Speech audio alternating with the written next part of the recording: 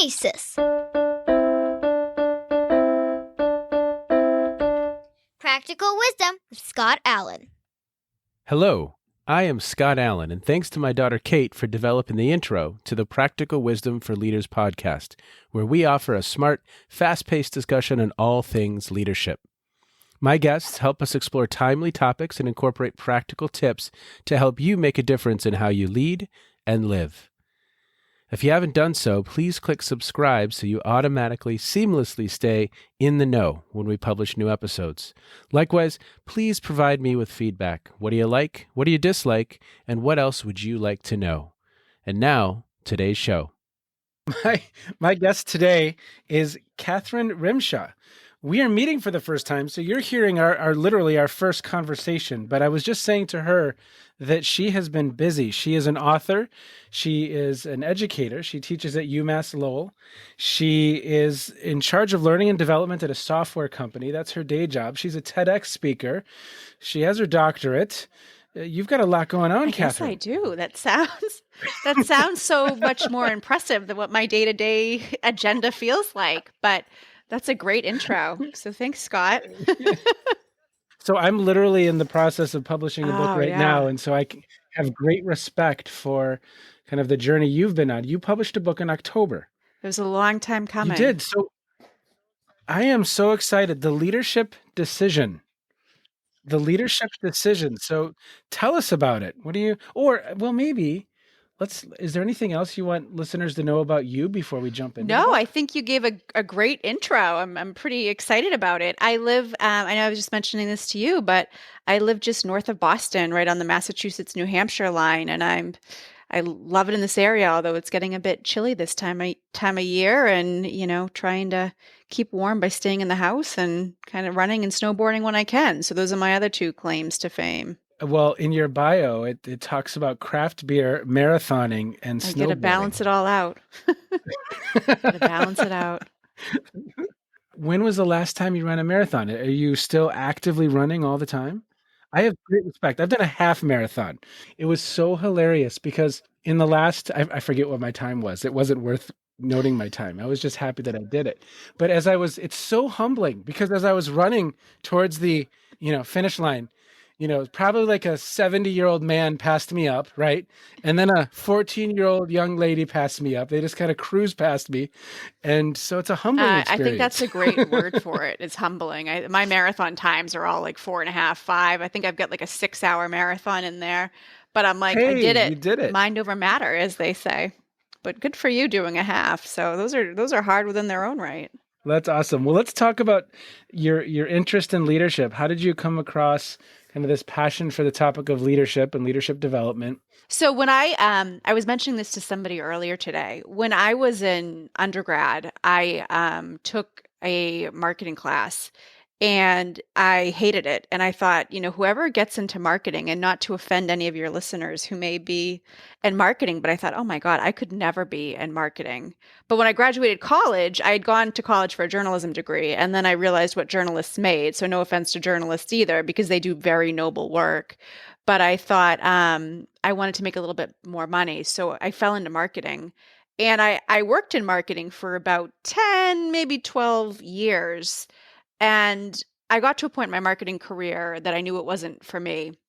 But during my marketing career, I planned a lot of like adult conferences that focused on healthcare and pharmaceuticals. And so really doing kind of adult education within the conference spectrum. And along the same lines, I started a master's degree, to which I thought I was going to start it for corporate communications and marketing. But Northeastern, where I got my master's, called me up one day and said, we don't have enough folks to run the program, but we have this really great leadership course.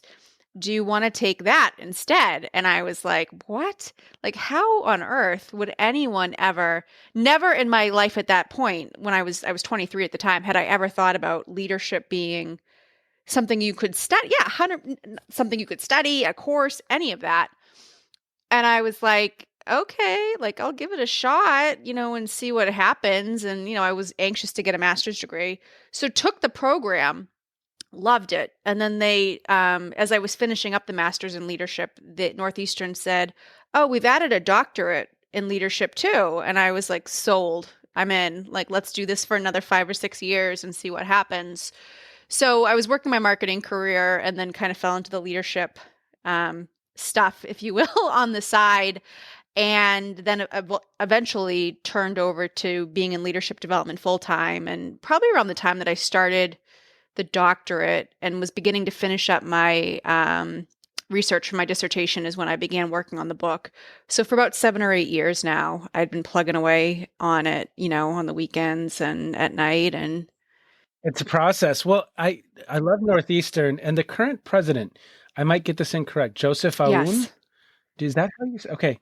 So he wrote a book called Robot Proof, and it's just a book I absolutely love, kind of talking about education of the future and how we prepare students to be successful and with the future of work and where work is headed. Great institution, great Yeah, it is institution. excellent. Doing some really Very cool much things. so. Yes. Yeah. It's a great spot. So 7 or 8 years you've been working. Well, I mean, obviously you were doing the research, but then and it's really around decisions. Let me see if this frames it up correctly. How the decisions that leaders make impact their personal brand. You in the were ballpark? right on it. Yeah. I wrote the book because I was seeing this very unique line between what academia says about leadership and then what people actually do in the working world and in their lives as leaders. So it was interesting to kind of straddle that line, if you will. And that's where I started to come up with a lot of ideas for my book and thinking about how can people be really practical in making the decision to say, like, yes, I'm going to be a leader. And then here are the next couple decisions I need to make in order to do that and develop myself.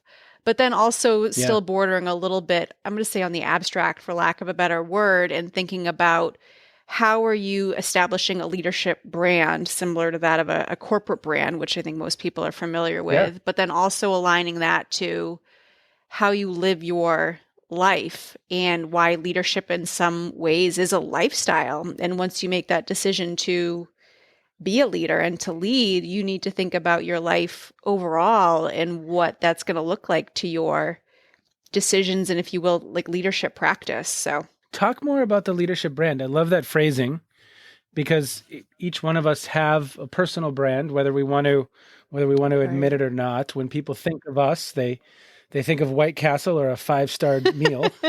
Totally. Yeah. Right. 100%. Talk a little bit about that. What did you find in some of your research? The idea of branding as it related to leadership specifically was still that kind of merger of my marketing background with that of my academic and kind of personal interest pursuits. And I was like, I'm helping some of my clients develop a brand or kind of rebrand their organization. So how do we look at the elements that go into branding when you think about missions and reputation and perception that also merge back into how we can use some of that to define who we are as leaders and what we're known within our careers and how people perceive us and how they would kind of reflect on or kind of state our reputation. And I think that's where, a couple elements came up that were really interesting in considering how people understand what their brand looks like to others. So perception is reality is a term that's been around forever. I don't even know how long that's been around, but something I talk about a lot in the book. And how a lot of times leaders fail to get feedback from others on how other people are perceiving their brands. And, feedback's a bit of a dirty word. I mean, people hear feedback and they automatically think, oh, I'm in trouble. I've done something wrong. I don't have the time. There's a multitude of associations that go along with feedback. But I think that was an element that I tried to touch on in the book was like, if you don't know how other people are perceiving your brand or understanding the value that it either brings or it doesn't, your reputation or brand as a leader is going to sink. And really trying to remind leaders, like it's a decision to start thinking or to keep thinking even about how you're getting feedback on your brand and using that to kind of self-assess and pivot as needed so you're still known as a leader and can make better decisions to keep in line with that kind of goal, if you will.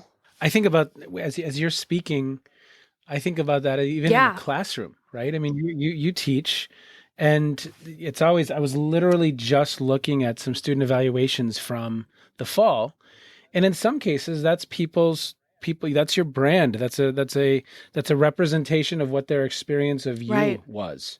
While at times it might be difficult to hear, or it might be difficult to accept the fact that someone could perceive you a certain way, it's incredibly valuable because in some cases it's just as simple as me performing some impression management at the Oh, beginning of totally. class, right? Like, oh, he thinks he's all that. I didn't hear that in this most round. I have heard that in the past. Like, he's got a big ego.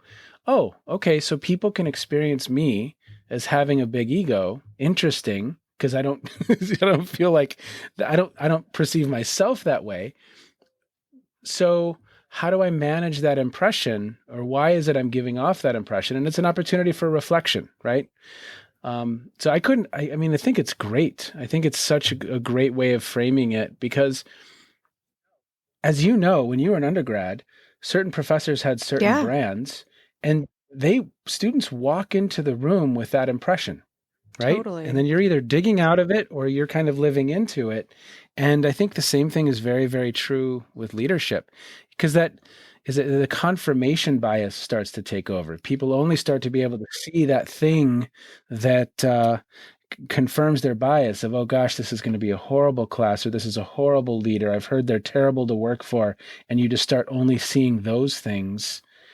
That's hard for a leader to dig out of, It is right? hard for a leader to dig out of. And I have my, thinking back to the academia kind of point that you just made was like, I have my students kind of self assess their own brands. And that's their first assignment that they have to do at the beginning of the course. Like, hey, you've read a bunch of Nice. articles on what leadership is.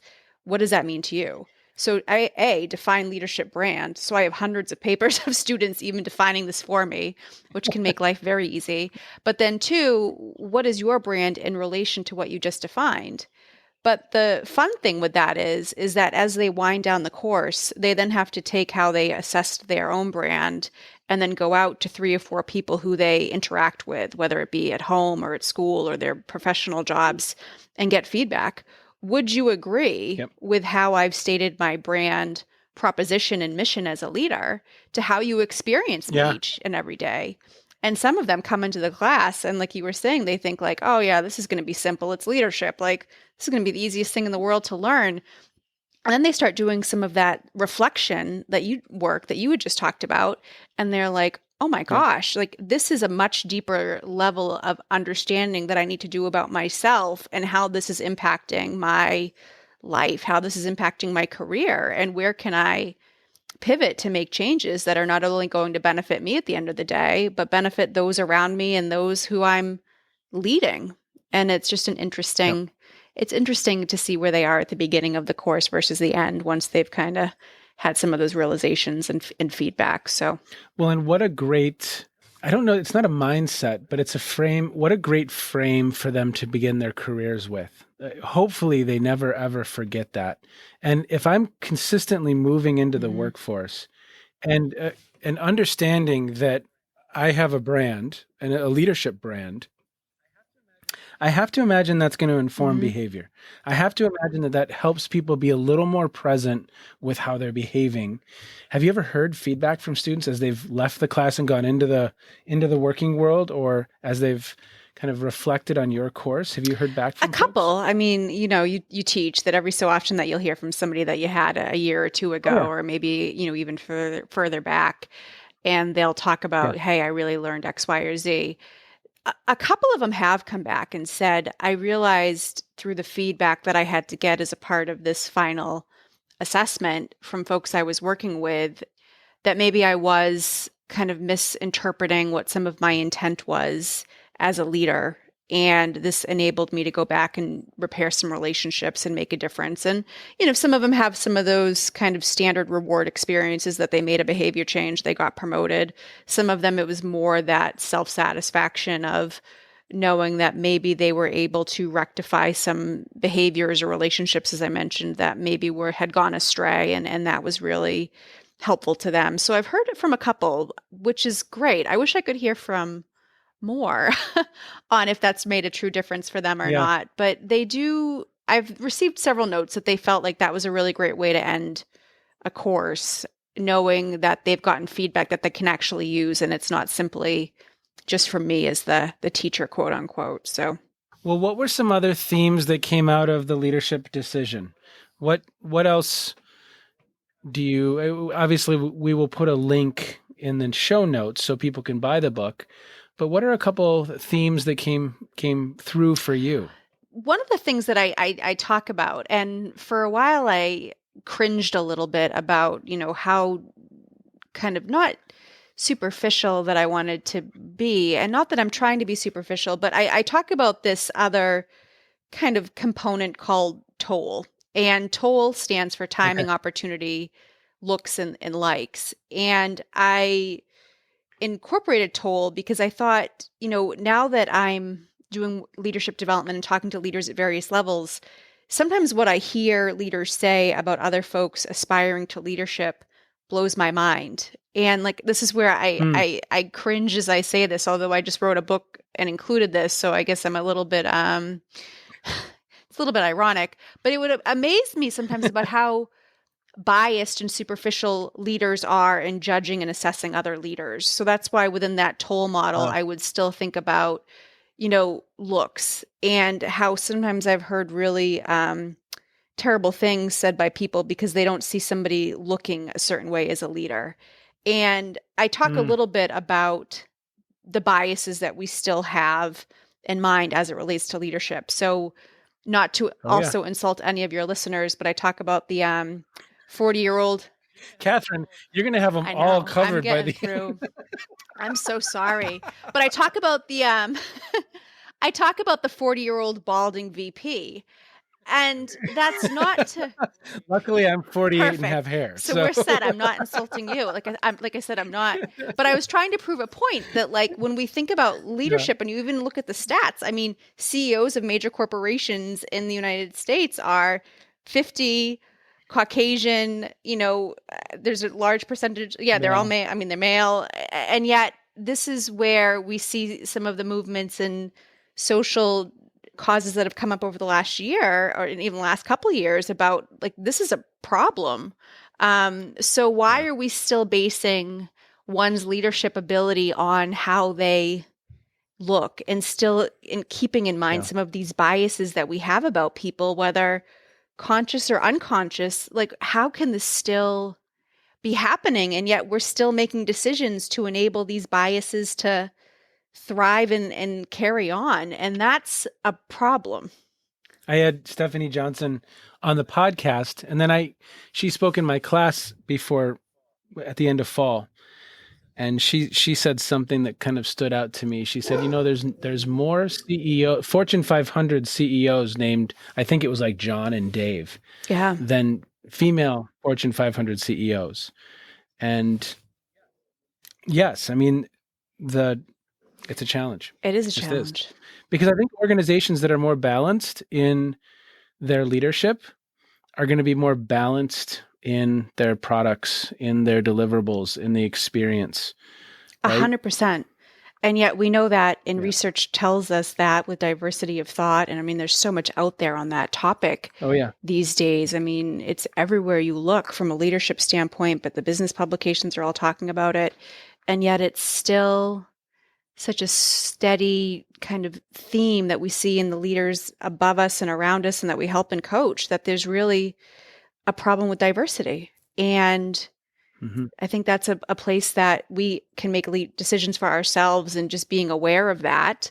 But then also, how do we take that awareness to a bigger stance to really start to encompass more diversity in hiring practices from the corporate standpoint, but even just having our own lens on our own bias of, where we're misdefining what leadership is. So toll. So the first was looks, or at least one of the L's Yeah, was one of the looks. L's was looks.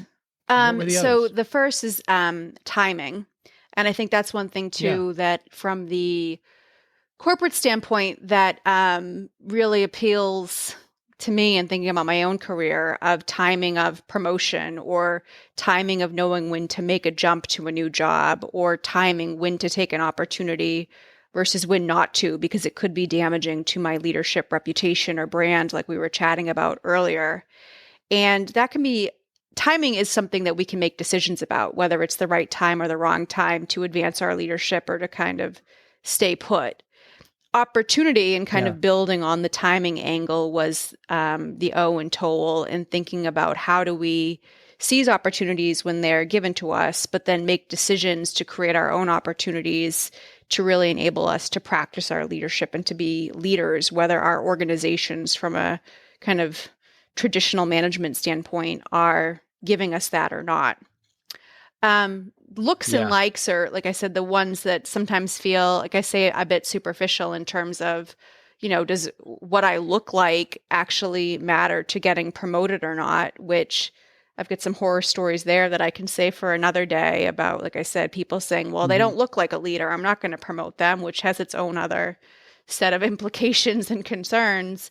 But then also likes. And like I said, that can feel a bit superficial too. But I worked for a leader when in my marketing career who didn't like me. She didn't like me at Mm. all, and she was pretty vocal about that. And I had reported into her and not into her, and kind of back and forth for years. And when I wasn't reporting into her, I had leaders who were saying like, "Oh, it's time to promote you. You're ready." But then I'd bounce back to her like, "Nope, you're not ready. You don't know what you're doing. People don't like you." And she was pretty vocal about that to both me and other Wow. folks, and it was pretty damaging to my self-esteem and to the way that I even categorized my own leadership brand. And it wasn't a good fit. And once I moved on from her and that organization and was able to kind of rebuild my esteem and to really think about my leadership brand and renewing or reviving that, it was really eye-opening, because we all have horror stories of bad bosses or managers or cultures that we might have been in and made decisions to either stick it out for whatever reason or made decisions to move on. But I think about my own decisions that even enabled me to get in that position with her, and what I could have, I mean, hindsight's 2020, everyone always says that, but what I could have done differently Sure. from a career and leadership perspective to avoided that level of toxicity and situation with somebody above me in the formal sense. And say a little bit more about likes. Is it when you're talking about Toll, are these decisions for me to keep in mind as I'm thinking about my future? Frame it up for me a little bit. I think the way that I approached Toll was that Toll is a model that we can all have in our back pocket, if you will. That if you're feeling Ah, stuck in your career or stuck in your leadership, that you can reflect back and okay. say, am I making decisions in and around Toll that are either hurting and hindering my leadership, or that I could be better capitalizing on to be a better leader? And that's where I was trying to Okay. find the dynamic, even with the story that I just shared of, I know I'm not going to get promoted. This person doesn't like me. Why should I stay at this organization and have it hurt me from the psychological standpoint, from the career standpoint, and the Yeah. way that I view and define myself as a leader? So I would say that wouldn't Yeah. be something, that a corporation would add to their kind of toolkit on how they instruct their leaders. But I do think it's a tool that my readers can benefit from, and having a taste of reality for their own lives about why things may not be Yeah. working or may be working, and how they can really self-assess, keeping that in mind. What's another piece of the book or piece of the research that stands out for you? The skepticism or fear about leaders being vulnerable in their own right, and knowing when to be Mm. vulnerable and to allow their followership, if you will, to see that. And I Yeah. talked a little bit about that in the book, because there was a quote I saw on LinkedIn maybe in 2014, several years back, about a young woman posting about her CEO coming to a team meeting and kind of breaking down a little bit, and how she really Mm. felt like him showing that level of vulnerability helped to unite the team, because he wasn't trying to put on the Yeah. facade that some leaders do, like everything's all right and we're strong and we're going to get through this. But I mean, thinking about the conditions Yeah. that we're in now with COVID and the virtual environment, and people feeling emotionally taxed by this, I think that's a very Yep. wise thing for leaders to be aware of is that it's okay to show vulnerability. And it might be the one thing that you need to make a decision to show in order for your teams and your organizations to feel like they're not alone in what they're going through. You have to be able to access that dimension of yourself. I mean, I love how you're framing that because, yeah, sure, there are times where displaying confidence or displaying any number of different emotions or ways of being are totally appropriate for the situation. Vulnerability, yes. I mean, I've talked with a number of leaders in recent months since March 2020 who will openly say, I don't know the correct path forward. And I've said to those leaders, have you told your team that? Yeah. Because we're going to have to co-create this path forward. Yeah. No one person has the answer. No one's ever, at least that I know of, been through a global pandemic where we are now 90% working Right. from home. It's new. And we have to navigate that together. And to your point, that requires some vulnerability. In fact, it seems to me from a leadership brand, it would be toxic to just barrel forward like you've got this all figured out and have everyone around you miserable. I agree with you in that completely. And yet some leaders don't make that connection, and they think that by Yeah. showing strength and only strength, that makes them a better, stronger leader and helps to support their brand and the reputation that they've built. But like you said, right Yep. now, we don't know. A lot of people don't know what they're doing, and people are just trying to get by. And Yep. so having that very Yep. open dialogue to say, like, hey, we're struggling, this is hard, isn't a dig, because we're all experiencing that at different levels, but it can be a way for leaders to connect in a different way than what they may have before, which, like you said, can Yep. speak volumes for their brand, probably in the long term, than simply just showing that face of strength in the short term. If you don't have that, it could be spice in your spice cabinet, tool in your box, club in your bag, and you can't play that club well and know when it's appropriate to play it. I think you're limited. Yeah. You just are. And again, going back to the student feedback example that I'd given previously, all fall, I'm being vulnerable with my students saying, give me feedback. Let me know what you're enjoying. Let me know what's not the best, what we should do more of, what we should do less of, because we're learning quickly and I'm learning from them as to how they're experiencing all of this. Remote workforce, your team, it's no different. Had a great conversation yesterday with a gentleman named Dave Burkus, and he just wrote a book called Leading from Anywhere. And he talks about, okay, we're going to have to kind of negotiate as a team some of these new norms, and having that conversation, making that conversation explicit, whether it's something small like, hey, are we on camera, during our Zoom calls, or what is it that we are going to agree to as a team, making all of that explicit, it's critical. That's critical. And again, that takes some level of vulnerability because the leader has to say, I don't have all the answers. But I think there's a lot of people out there.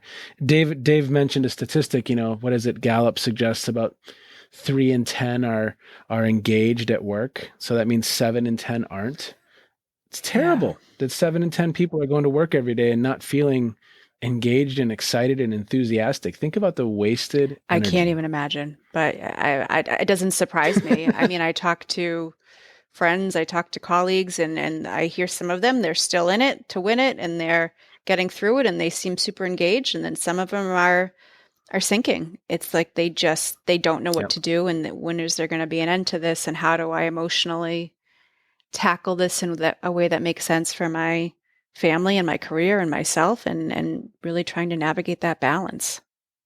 Catherine, and we'll put this in the show notes as well. You've done a I TED have. Talk, and it was about listening in part. And so part of being vulnerable is listening to others. Was there anything from the TED Talk that you could share with us as a teaser so people will watch it? Sure. The story that I talk a little bit about the book was even in my own research. I did my dissertation on leadership development within healthcare post-reform, and some of the skill sets that were being institutionalized and taught through leadership development programs to really help better equip healthcare workers to navigate patient expectations and a multitude of things. And one of the practitioners who I spoke with she was talking a lot about how the program touched every part of her life and how it was just great and that she felt like she was a better human, she was a better professional, she was a better family member. But then she specifically started talking about listening. And at that point within the research interview, I had started to kind of nod off a little bit. Not that she wasn't, what she was saying wasn't valuable, but I'm taking my notes, like trying to get through it as researchers do sometimes when you've talked to 15 or 20 people and you're just, it's another one to get on the docket. And she said, she goes, yeah, listening has been the biggest thing that I've gained out of this program. And I was like, oh my God, here this woman is talking about how important this leadership experience has been to her in her career. And I've started to drift off. And now she's talking about how important listening is. And I'm like, she must know that I had started to drift a little bit, maybe by the tone of my responses. And that always stuck out to me because at no point ever had anyone ever said to me kind of so passionately about why listening is so essential to leadership and to good leaders. And she was so detailed in her explanation about how she felt like when she listens, it enables her to be more empathetic, which is true, and it enables her to connect more and to understand people different. But yet the irony in that is that I'm saying this because as I've done global training throughout the years, I always ask that question when I go across the pond, or even here in the United States, of how many times have people ever taken a listening course? And most of my participants say they never have. Normally, if I get people saying that they have, they've taken university over in the UK, which I think is interesting about why are people in the UK being taught how to listen and the rest of the world is not. But yet we know it's important. We know it's especially important in this virtual environment and being on the Zoom calls all day, but yet we're never taking the time to become better listeners kind of consciously, and how much that means now to kind of hearing what's not being said, even though you're looking at people through a camera compared to that of being in a room with them, and yet how critical it is. So that's what I did the TED Talk about, because I've had managers not listen to me, and I know how infuriating that can feel. And yet I heard from that particular interview subject years ago, and her story and kind of catching me not listening has just always stuck with me. So, but even now it's so important, especially being at home all the time and wanting to connect. So it really is hard to do well in relationships, in all relationships, whether it's a spouse or a partner or children, friends, colleagues. I mean, you have to be present, and there's so much pulling at us in so many different ways, especially on a Zoom, where it's very easy for me to check out and not listen or not engage. It takes energy. It's not easy to do. It's not. It takes a lot more effort than I think people realize to be a really present and good listener. So, Catherine. Yes. As you think, well, it could be something around leadership brand. It could be something around listening. It could be other than your book. What would you like to point listeners to? Are there resources that you've been consuming? It could be a podcast.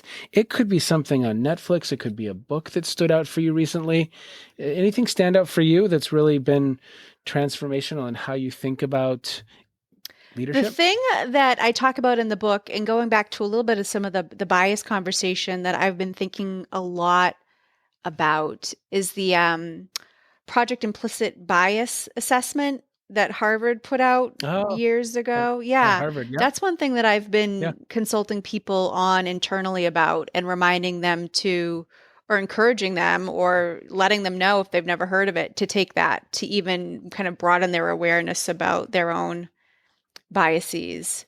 But speaking of Netflix, I did watch an incredible documentary that just came out earlier this week on death and dying. And I know that that's not the most fun topic to think about as we are in a pandemic, and that's kind of surrounding us all of the time. But I'm trying to think about what the name, Surviving Death. Surviving Death. I had a really fun conversation with a colleague at a conference, an International Leadership Association conference. This might have been 8 years ago. We never did this work, but he was talking about how his mother had recently passed away, and we were talking about hospice. And I had recently had some interactions with some hospice nurses, And we had this idea for an article called Your Last Leader, because literally these caregivers are guiding, right? They're guiding the patient, they're guiding the family through this process. So incredibly difficult, but so loving and caring. And I just can't imagine that being my job. It's a special person that helps guide people through that, right? I don't know if that has anything to do with what this was about, but it made me think It did of talk that. about hospice workers and some of the signs that they notice before someone passes away. But that was a thread Oh, within there about, I mean, with the topic matter about what healthcare understands and what healthcare doesn't understand, what doctors don't fully understand oh wow. about what really happens when you die. And I mean, you can take that from several different viewpoints, from religion to science to what have you.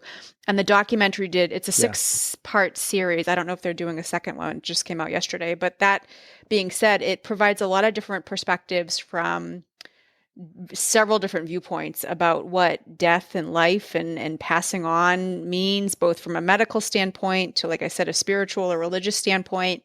So it's a lot to think about, although it felt in some ways a bit heavy with a pandemic going on, but it was still a lot of good thought-provoking content. So that would be my somewhat fun one, because it's more of an entertainment one than Project Implicit, but those are my two big Yeah. ones. Well, the implicit bias, I think I took 3 of the categories. That was a really interesting experience. I'd never taken an inventory or an assessment quite Yeah. like that. So I'll put the link to that in the show notes, because I think it's a really, really interesting resource. And I've never read any of the research that's associated with Yeah. the work, but we all have biases. We all have biases, Right. right? And that impacts us, and that can impact our leadership brand. Can indeed. Catherine, I wish you an incredible 2021. Well, best of luck with the book. Thank you. Be You well. too. Take care. You too. Obviously, Catherine brings forth a marketing lens to this conversation around leadership and adds a really important dimension. The practical wisdom here is, what's your leadership brand? And in my mind, just like we would design an intervention, a change initiative, just how we would design a presentation, just how we would design some type of leadership activity, I think our brand requires some design as well. And that brand has ramifications, good, bad, or ugly, for each one of us. So something important to reflect upon. What's your leadership brand? Thanks, everybody. Be well. Take care. And as always, thanks for listening in. You have been listening to the Practical Wisdom for Leaders podcast. If you liked what you heard, please share it with others and let them know what we're up to. And one last quick reminder to click subscribe so you know when we publish new episodes. And of course, we'd love to hear your feedback. You can stay in touch with me by visiting www.scottjallen.net or any number of social media platforms. Be well, be safe, and make a difference wherever you are on this beautiful planet. And now, here's Kate's twin sister, Emily, with the outro.